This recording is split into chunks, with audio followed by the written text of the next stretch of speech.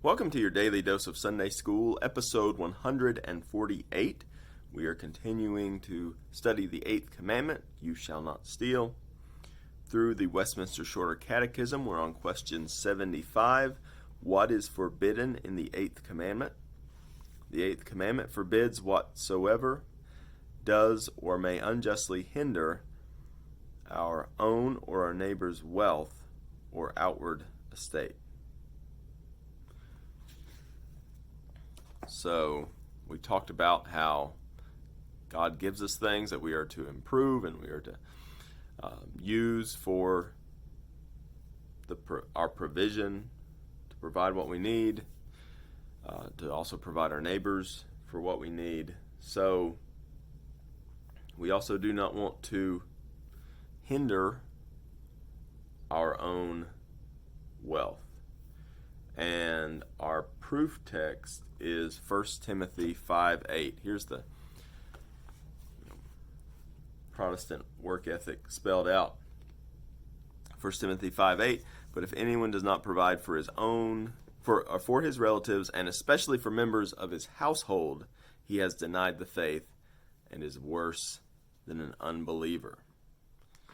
That's a pretty shocking statement. So God is gracious to all. His grace is poured out on the world. And when 9 out of 10, at least, unbelievers do what it takes to provide for their family,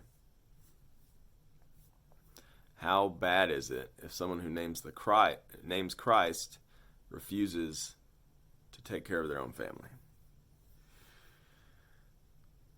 So we don't want to steal. And what's the opposite of that? We'll see tomorrow. The opposite of that is to work hard, take care of your own family, look out for the people who are around you. And we want to do that. So we want to, the Proverbs have a lot to say about laziness. We want to avoid laziness. I've heard it said that the difference between rest and laziness is that you rest so you can go back to work. When you're slothful, when you're lazy, you rest simply for the rest. You are lazy because you love sleep, not so that you can get back to work. I need a nap. I need a nap every day. And 2 primary reasons I need a nap is so that I can be alert afternoon when I've got to teach, so that I can be alert for my children when I come home. Naps are important to me. So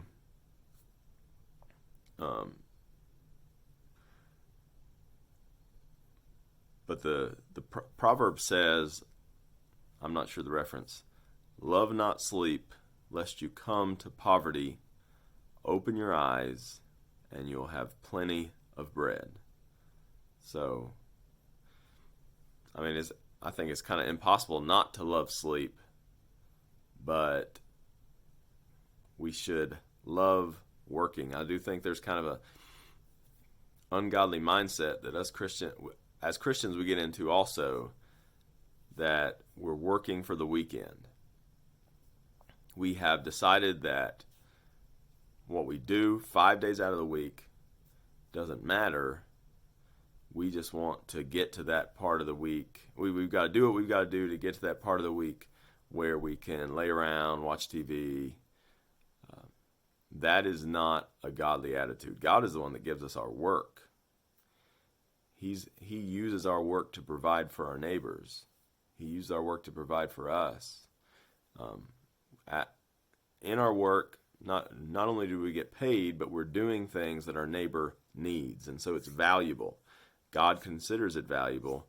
God himself works. So if we have that mindset of imitating him, then we can not just be working for the weekend, I mean, imagine if everybody in this country went to work and treated it like it was something important.